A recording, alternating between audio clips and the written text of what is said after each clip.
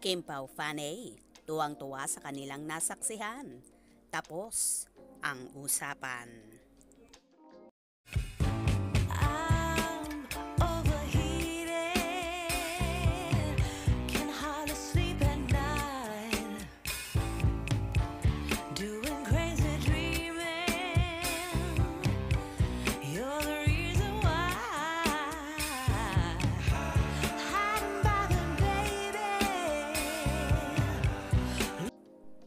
Tuwang-tuwa ang maraming supporters sa pinakamainit na tandem ngayon sa henerasyon ng mundo ng showbiz at napapabalitang magkasintahan na ang mga bida sa seryeng Linlang at seryeng What's Wrong with Secretary Kim na sina Kim Chiu at Paolo Avellino.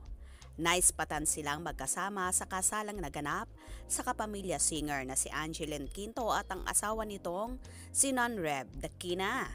Unang namataan sila na magkasama sa elevator na tila nagyayakapan na ikinaloka ng lahat, kahit ito pa man ay gimmick or kalokohan. Naloloka ang marami at kilig na kilig sa tagpong yon.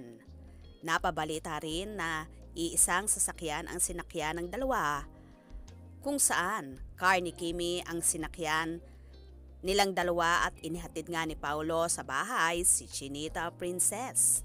At ngayon nga ay confirmed na talaga ang pagmamahala ng dalawa at totoong may relasyon na nang maispatan na naman sila na hinalikan ni Paolo si Kimi na lalong ipinagbunyi ng kanilang mga tagahanga sa naging reception ng kasalan ni na Angeline.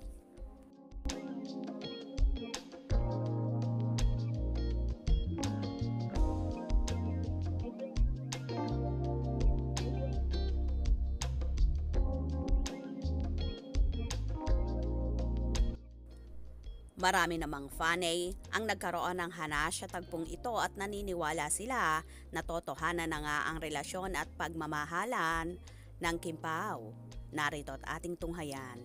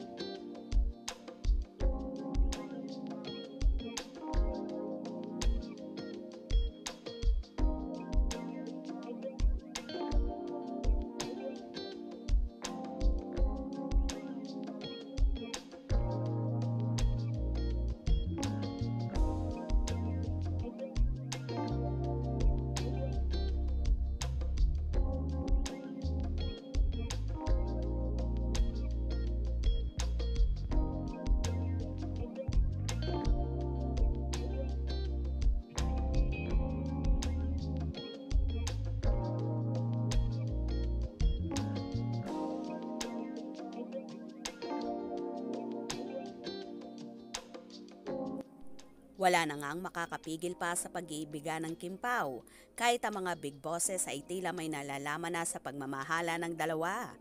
Anyway, so happy naman ang lahat sa payudang ito ng Chiu Pao at umaasa ang marami na sa kasalan na rin mauuwi ang dalawa at hindi lang ito pang big screen ha.